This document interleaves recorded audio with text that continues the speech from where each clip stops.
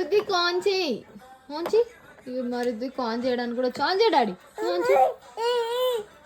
On చేయి బాగా friends తోటి ఎంజాయ్ చేస్తుండు. శివ ఫ్రెండ్స్ తోటి ఎంజాయ్ చేస్తుండు. శ్రీ ఫ్రెండ్స్ తోటి ఎంజాయ్ చేస్తుండు.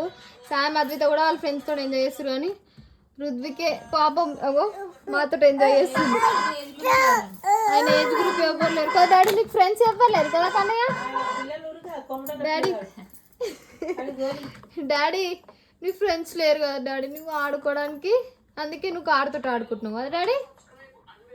రుద్విక్ ఆన్